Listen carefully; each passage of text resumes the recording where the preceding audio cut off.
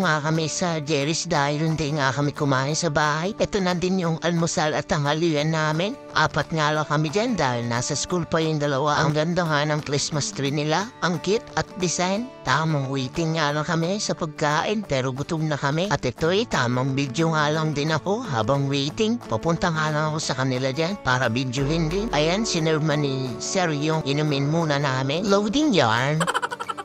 Ayan nga, tamang inom lang muna ng tubig si Jowa. Sabay kaway-kaway! Wala pa yung pagkain. A few moments later. At sa wakas, lumating na din ang food. Salamat po pala sa nag-serve sa amin. Shoutout po sa'yo, sir. Iba na talaga mga Pilipino ngayon. Imbes na kumain na, inuuna pa mag-video at saka mag-picture. Kahit gutom na yung mga bulats mo.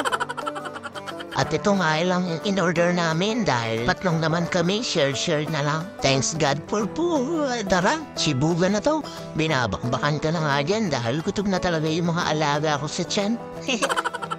Katabi ko nga pala si nanay dyan dahil magkatabi sila ni Joe at ang anak niya. Happy na naman ang tummy ko na ito. Busog-lusog na naman. Naku, PG ka talaga. Minsan kasi kailangan natin lumabas kahit maliit lang ang budget para hindi naman natin masyadong isipin ang stress at problema sa buhay. Idaan na lang natin sa kain at sa gala. Baka sakali makalimutan natin yung stress kahit ilang minuto lang or oras. Tingnan mo naman yung pagmumukha ko dyan. Akala mo talaga walang problemang dala-dala eh. Sige, lamon! At pagkatapos nga namin kumain dyan, naisipan na lang namin manood ng sine. Pinanood nga pala namin dyan si Hello Love Again. Ang ganda niya kaya panoorin nyo guys. At tamang ikot-ikot na nga lang kami dyan. Tapos pupunta kami sa bilihan ng popcorn para mamili kami kahit isang piraso dahil busog pa naman kami dyan. Tapos itong dalawang to, tignan mo naman, tamang kulitan lang ang mag-ina. Ang kulit, diba? Tamang post-post yarn, Jowa.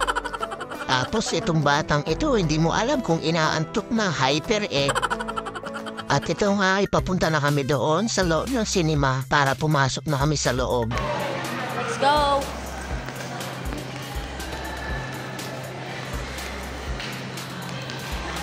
Maaga nga kami pumunta dyan para konti lang ang tao dahil kung hapon ka na pupunta, ang daming tao. Aantayin na nga lang namin magsimula ang palabas dyan. Mag-iingat po kayo palagi. So, ang ganito na ang babush!